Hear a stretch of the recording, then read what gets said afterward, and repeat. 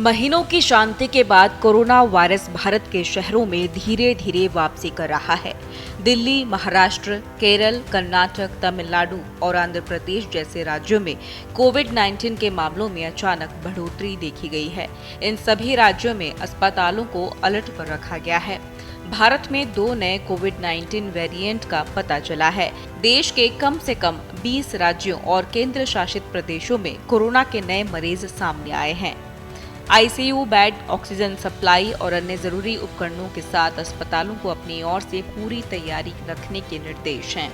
महाराष्ट्र में कोरोना के ज्यादातर नए केस मुंबई, पुणे और ठाणे जैसे शहरों में रिपोर्ट हो रहे हैं। केरल, तमिलनाडु, आंध्र प्रदेश और कर्नाटक में इस महीने कोरोना के नए मामले सामने आए। कर्नाटक में भी बेंगलुरु नए कोविड मामलों का सेंटर बनकर उभरा है। राष्ट्रीय राजधानी में 3 साल में पहली बार कोरोना वायरस के 23 मामले दर्ज किए गए। ज्यादातर मामले हल्के और मरीजों को कोई गंभीर समस्या सामने नहीं आई है। हालांकि ठाणे और बेंगलुरु में कोरोना संक्रमित 2 मरीजों की मौत भी हुई है। मई में कोविड संक्रमण के सर्वाधिक 273 मामले केरल में सामने आए। राज्य के स्वास्थ्य मंत्री ने सभी जिलों में निगरानी बढ़ाने का निर्देश दिया है। केरल के अस्पतालों में मास्क पहनना अनिवार्य कर दिया गया है और खांसी के लक्षण वाले लोगों को मास्क पहनने की सलाह दी गई है। वहीं पड़ोसी राज्य कर्नाटक में भी कोविड के मामलों में मामूली वृद्धि देखी गई, जहां 35 संक्रमण दर्ज किए गए। इसमें होसकोटे का 9 महीने का बच्चा भी शामिल है। सांस की गंभीर बीमारी या सांस लेने में दिक्कत का सामना करने वाले लोगों को तत्काल अपना कोविड टेस्ट करवाने की सलाह भी दी जा रही है। अचानक क्यों बढ़ने लगे हैं कोरोना के मामले, चलिए ये भी आपको बता देते हैं।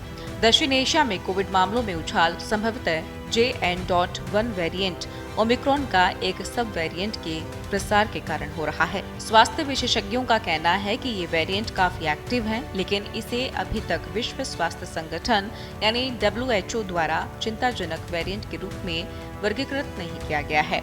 कोरोना के इस वेरिएंट से संक्रमित होने वाले मरीजों में लक्षण आमतौर पर हल्के होते हैं और वे 4 दिनों के भीतर ठीक हो जाता है। कुछ सामान्य लक्षणों में बुखार, नाक बहना, गले में खराश, सिर दर्द, थकान और थकावट इत्यादि शामिल है।